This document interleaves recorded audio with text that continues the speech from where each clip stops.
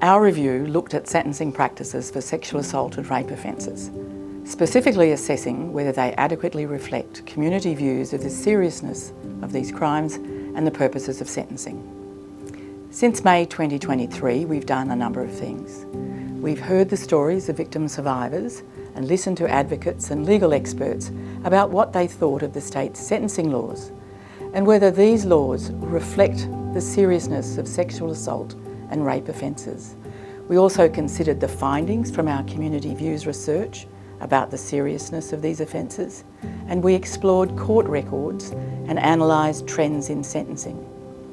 So we listened, we analysed, and we considered all those views and that research.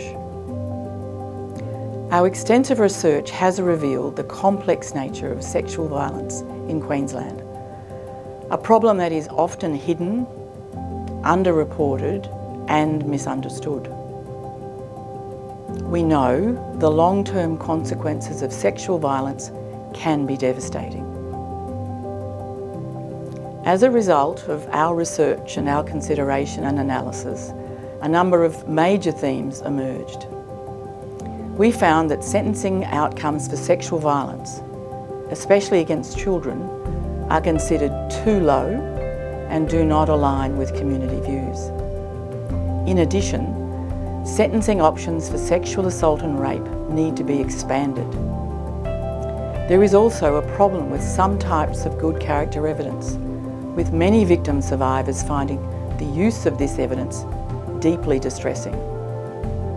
Also, communication and support during the sentencing process does not currently meet victim survivors' needs, and there is a broad dissatisfaction with the current victim impact statement regime. In response, the Council recommends several changes. These include updating the Penalties and Sentences Act so courts are required to treat the sexual assault or rape of a child as aggravating or more serious. We recommend recognising the harm done to a victim survivor as an express purpose of sentencing.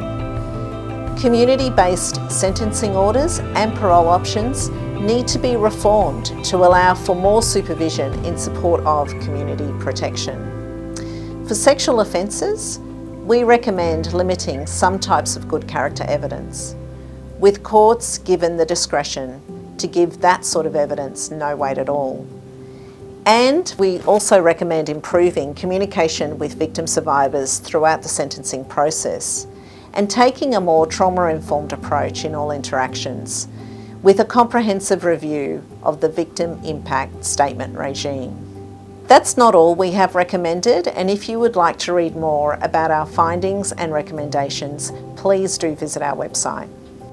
We acknowledge the courage it takes to speak out about sexual assault and rape. For many victim survivors, sharing their experiences has meant reliving trauma in the hope of strengthening our justice system. I would like to sincerely thank all those victim survivors who shared their experiences with us.